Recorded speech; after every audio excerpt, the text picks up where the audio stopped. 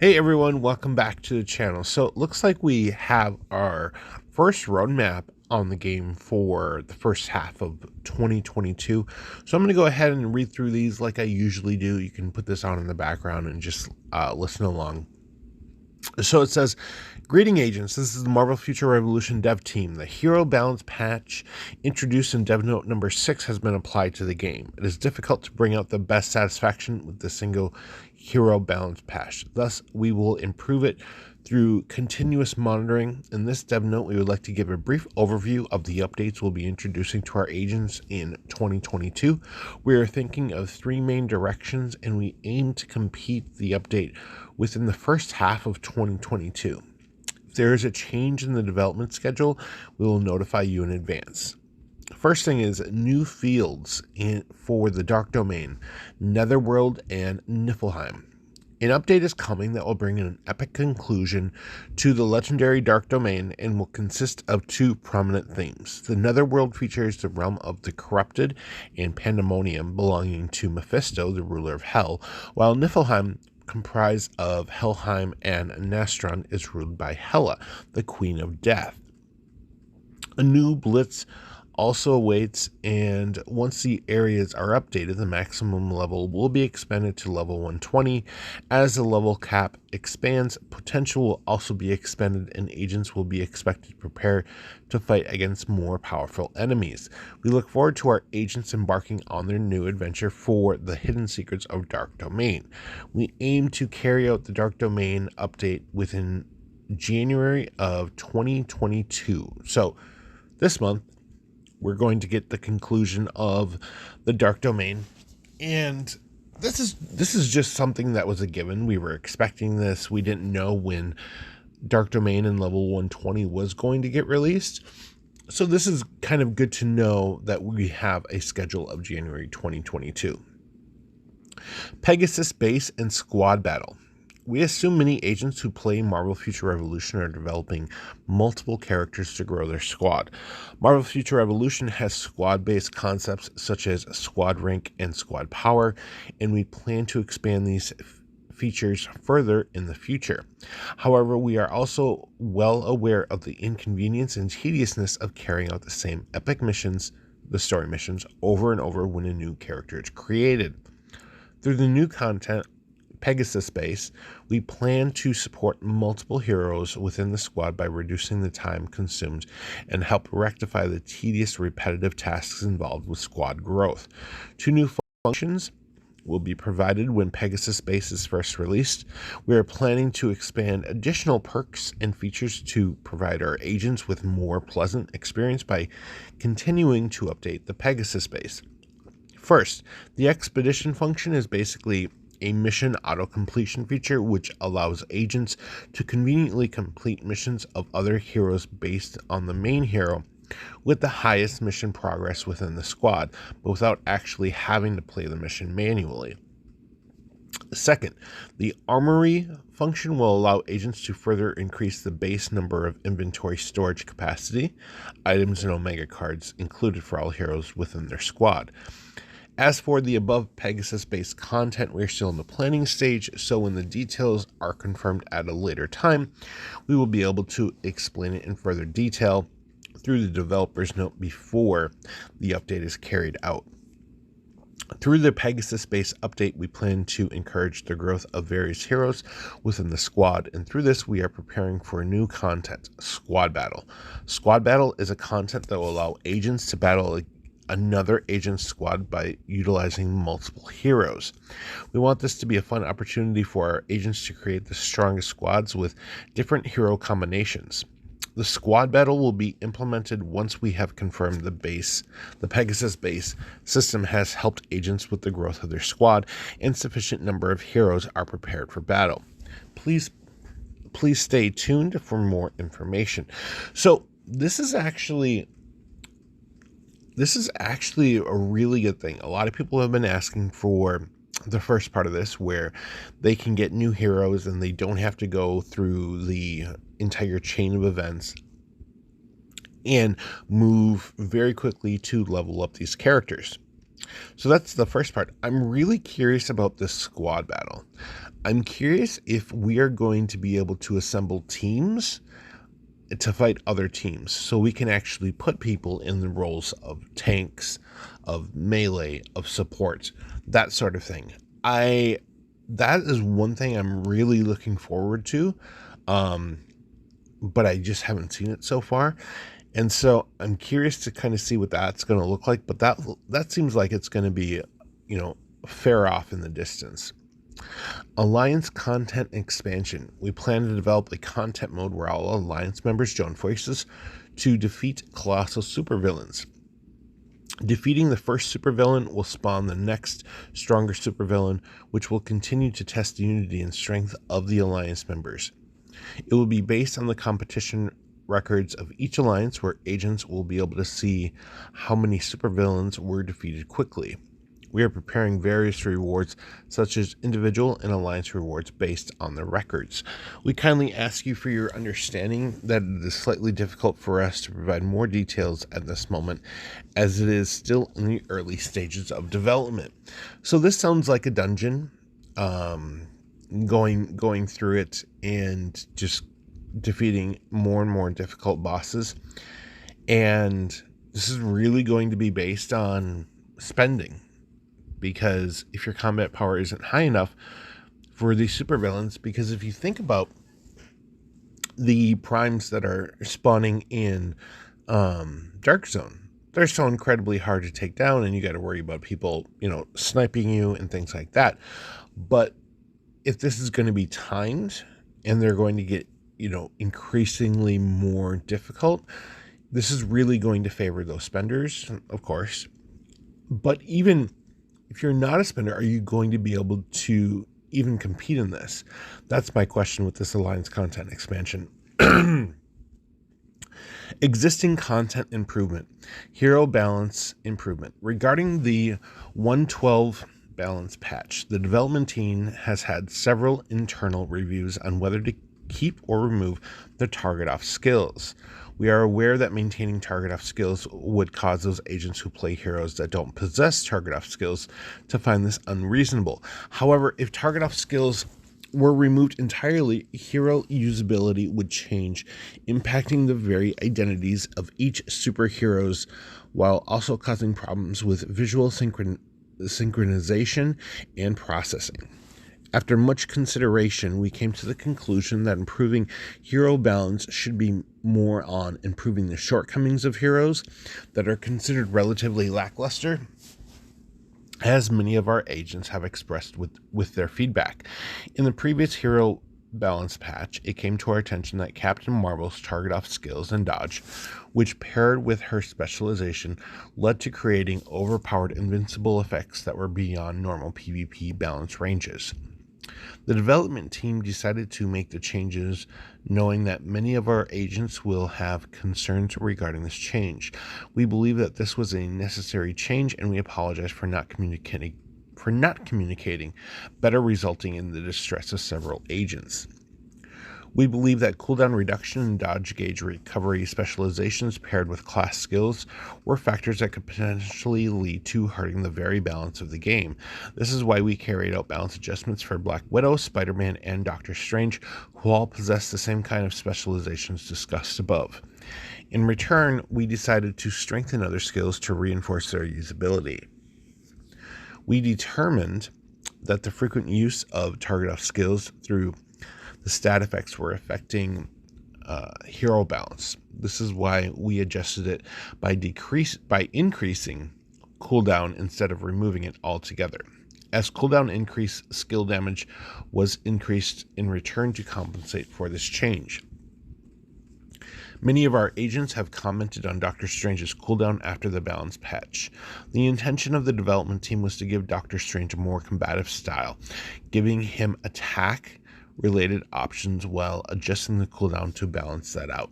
However, Doctor Strange's skills usually have a long cooldown, so rather than having a more combative style as intended, agents may have felt a bit frustrated to use the skills.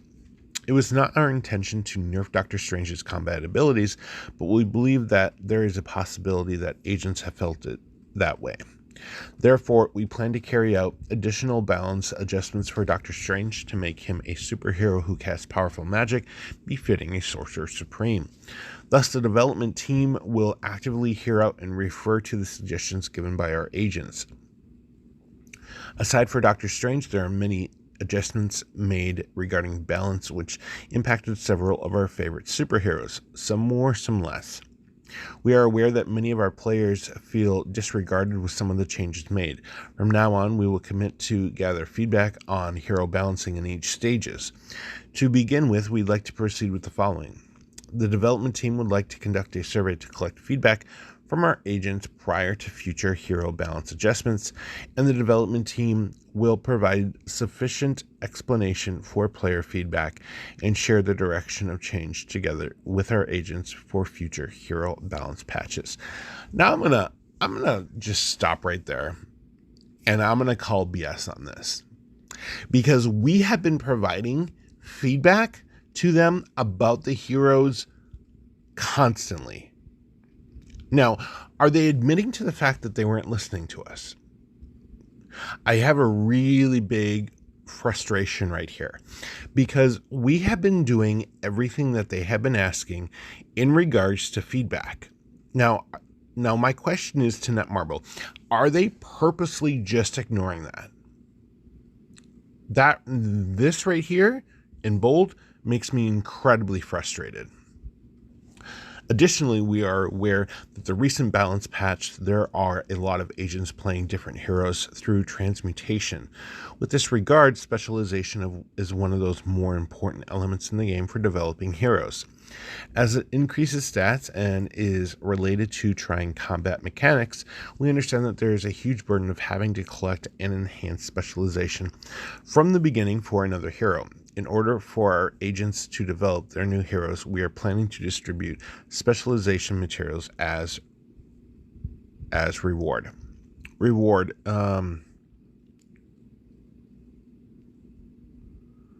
Wait. Okay. That's actually... So shattered anti-convergium selection material boxes times 24, total of 240. Flawless anti-convergium selection boxes 10 times 13, a total of 130. And radiant anti-convergium selection boxes 10 times 5, a total of 50, through the update scheduled at the end of January. That's not bad. I like that.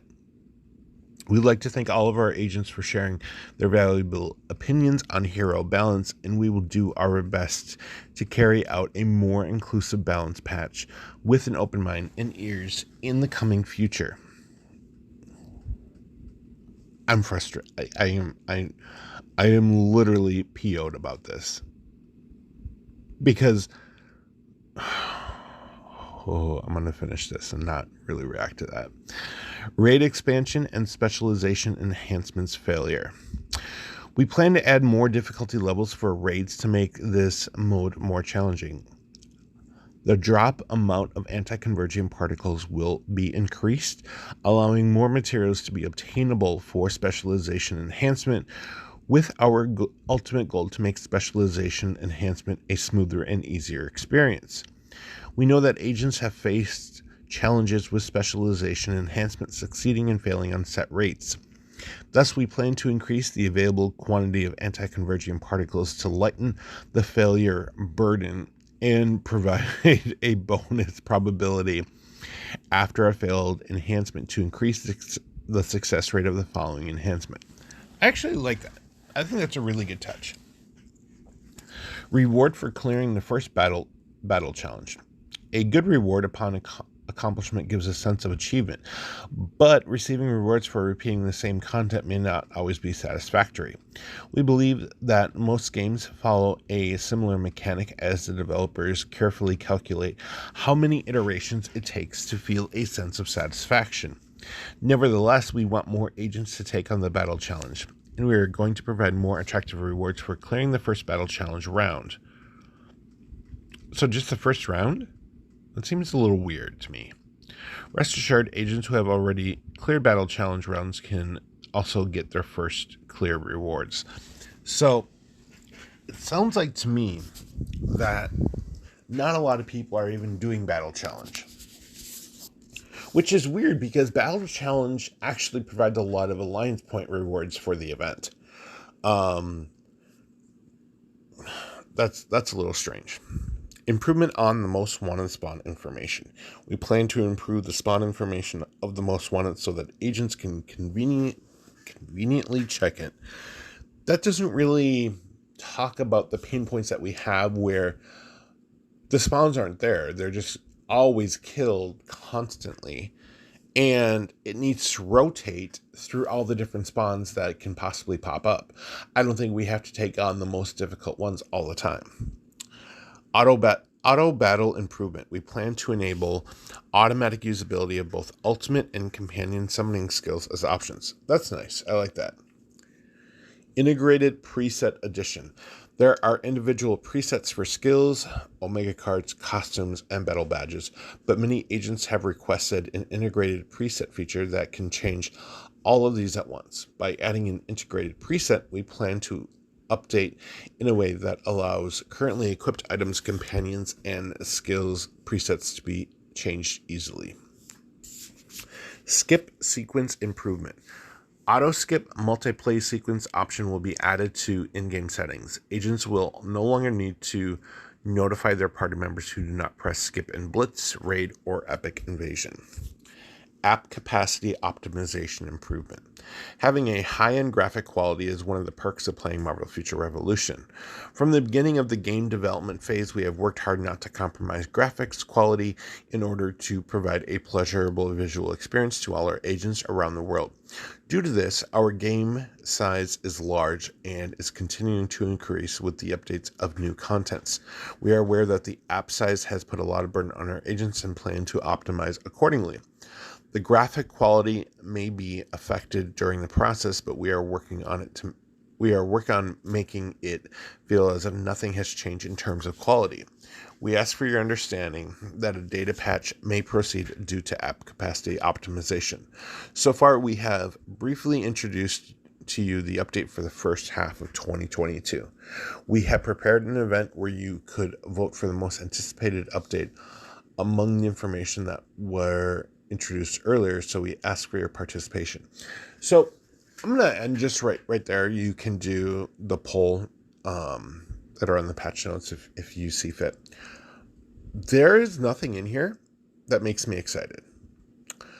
I'm gonna go back through here and very quickly talk about and give my 2 cents on these.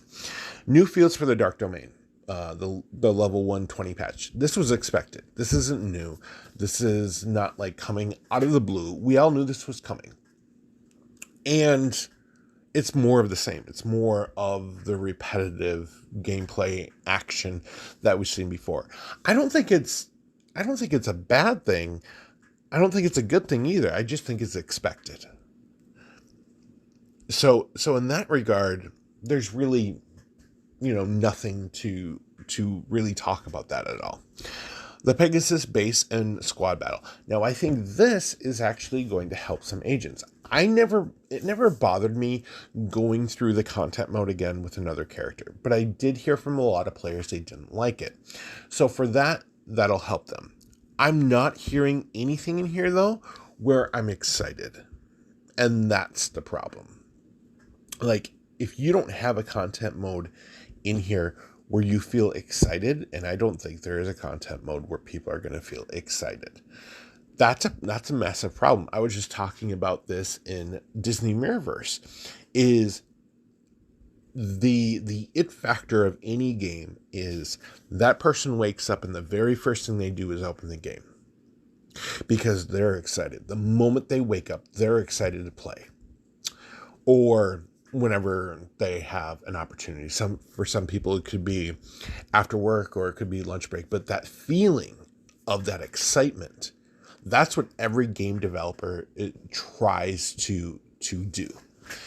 And it's just not here. So going on to the Alliance content expansion, I think if you're a spender or a moderate spender, I think this will actually be really good for you. If you are free to play person, I have serious concerns because so many people that are vocal in the Discord and are saying, we want more difficult content. And I will say, Half Send, I have seen his videos and I know he is saying this. He is one of the vocal people of wanting something more difficult, but he also wants something more difficult, something more fresh, something less competitive, something new. But the people asking for difficult content, they're spenders. Like, they are spenders. And I always like to advocate for every player. But the free-to-play players, I think they're really going to struggle with this content. Time will tell and see what happens with it. But free-to-play players really rely on the spenders to be in the dark zone to take down the bosses. Unless you have a lot of people in there. So I'm really curious to kind of see how this turns out. I'm not excited about it. The existing content improvement just left me PO'd. That's the best way to put it. I can't curse in here. And I'm trying to be as positive as possible with this, because we have been telling Netmarble about our experience with the game and about our characters. Part of the problem, I think, is people trolling and Netmarble taking into account the troll comments. And a lot of these people have just quit the game and are just trolling the suggestions to troll the suggestions. I've seen that so many times. Another thing is people who have one character and are trying to nerf another character. So we need to own that part. We need to be able to say that is on us, because Netmarble is just trying to read the comments. However, for them to say this right here in bold is disgusting. I hate it. And they're saying we need to do better. All you have to do is listen to us. All you have to do is put together a panel of gamers to say, this is what's needed in the game. People who take this game seriously and want to see it succeed. I was one of those players for a very long time. And that kind of leads me with, so raid expansion and specialization. That's good. That's actually a really good thing. I'm liking what this is right here. However, is it... Some of these updates I have to question because of where I am with the game. Is it too little too late? So many people have walked away from the game. And I totally get their frustration. I'm walking away from the game, which I will make that announcement in another game or another video. Some of these things could have been introduced a while back. Like, we have been talking about specializations ever since the game came out, which was in August. So 6 months later, they are coming back to it. I mean, I would argue the fact that they never should have been in the game in the first place, that it was a complete RNG way to monetize people spending, which I never spent on spec materials. It didn't make any sense to spend on something that had a really high chance of failing. Then the reward for clearing the battle challenge, I really don't know where that's coming from. And it's like, and it sounds like it's just the first floor. Like, really just the first one? And I get the feeling that is for analytics purposes. Because what a lot of mobile game developers do is they look at player adaptation rates. There's a content mode that comes up. How many players that are active on your server are actually playing it? And a lot of those analytics don't go into the fact of completing, but how many are playing. And that's what that reminds me of, is we need to get these players just to play the first level. That's it.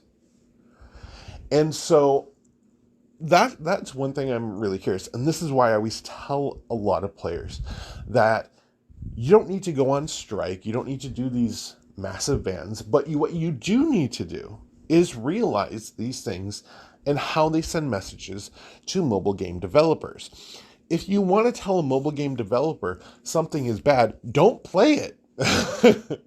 No matter, what little rewards that they give you, don't play it, because they're going to get a message real freaking quick when a whole bunch of players are not playing a content mode. And that's, that's the bigger problem, because free-to-play players and other players, they try to get whatever rewards wherever they can. So I think that's where that's coming from. Improvement on the most wanted spawn information. We just need more spawns, and we need more options to choose from. And it just reminds me of like the character balance issues of like them saying, oh, we're going to listen, but you're not listening. If you listened to all of the feedback from the players, you would know auto battle improvement. I'm sorry, not auto battle improvement. Most wanted improvement. We just need more spawns, more frequent spawns. Why is that not in here if you're listening to us? That's my question with this. Integrated preset addition. I think that's a really good added bonus. Skip sequences, they definitely drive some people crazy. And then the app capacity, I think that's a realistic thing. So, going through everything on here, like I said in the beginning, it's not something I'm excited for. I am deciding to walk away from the game right now. Because, what it really boils down to is games are really expensive when they first come out. I've spent so much money on this game, and there's really no joy in the game anymore. Actually, it takes up a lot of my time. And so I decided to walk away from the game, and I fully intend on picking this game up again, maybe 1-2 years down the line, of where it's kind of resembling the game we hope it can be. But right now, for me, it's not there. But let me know your thoughts. Let me know your opinions on this. What are you hoping for out of this new year with Marvel Future Revolution? One thing I will say really quick is we haven't heard anything on new characters. Like, this is the first half of the year, so does that mean we're not getting a character for the first half of the year? But yeah, let me know below. Click like, click subscribe, and I will talk with everyone later.